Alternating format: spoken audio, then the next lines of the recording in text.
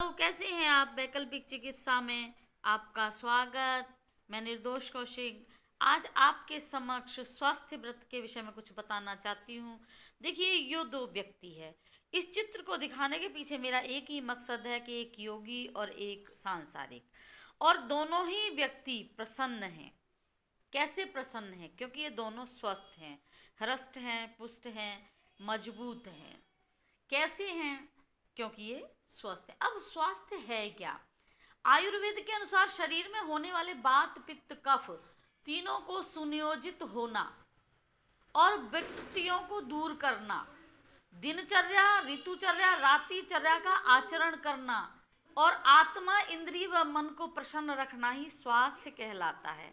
अब ये प्रसन्न कैसे हों? तो पहले हम जानेंगे कि स्वस्थ का अर्थ क्या है। स्व जमा स्थ, अपने आप में स्थित रहना ही स्वास्थ्य है। हम कोई जन्म से रोगी नहीं जन्मते, हम जन्म से स्वस्थ हैं, स्वस्थ जन्मते हैं। यदि हमारी माँ की दिनचर्या, मानसिक शारीरिक स्थिति स्वस्थ है तो हम पूर्ण रूप से स्वस्थ पैदा होते हैं, और उसी स्वास्थ्य को बरकरार बनाए रखना स्वस्थ है। तो स्वास्थ्य के लिए हम एक परीक्षण करते हैं। क्या परीक्षण करते हैं? कि उसके उद्देश्य जानते हैं। पहला उद्देश्य है स्वास्थ्य का परीक्षण। स्वस्थ व्यक्ति का स्वास्थ्य कैसा है उसका परीक्षण करें, और दूसरा जो स्वास्थ्य के लिए आतुर है उसका प्रशमन करें, उसको बताएं कि कैसे स्वस्थ रहना है। प्रत्येक व्यक्ति स्वस्थ रहने के लिए एक तो व्यक्तिगत रूप से स्वस्थ होना चाहिए, दूसरा सामाजिक रूप से स्वस्थ होना चाहिए। पूर्ण आयोग और स्वस्थ बने रहने के लिए हमें दो पक्षों पर ध्यान देना बहुत जरूरी है।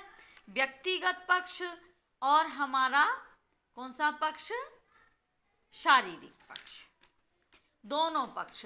कहीं हम कहते हैं कि स्वस्थ रहने के लिए हमें शारीरिक, मानसिक और सामाजिक, आध्यात्मिक चार पक्षों को हमें मजबूत करना होगा।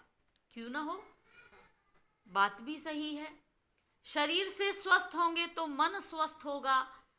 समाज के लिए हम कुछ देंगे, क्योंकि मनुष्य एक सामाजिक प्राणी है और हम बहुत कुछ समाज से लेते हैं, तो समाज को देना हमारा धर्म बनता है।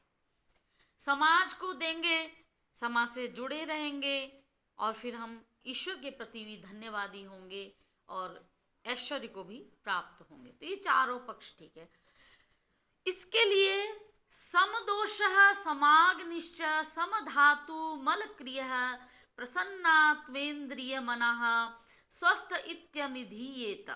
ये एक दोहा है कि हम हमारे दोष, वात पित्त कफ और हमारी अग्नि, हमारी धातुएं, हमारे मल सब कुछ रहेंगे तो हम सब कुछ ठीक रहेंगे, तो हम प्रसन्न रहेंगे, स्वस्थ रहेंगे और निश्चिंतता से मुस्कुराते और खिलखिलाते रहेंगे।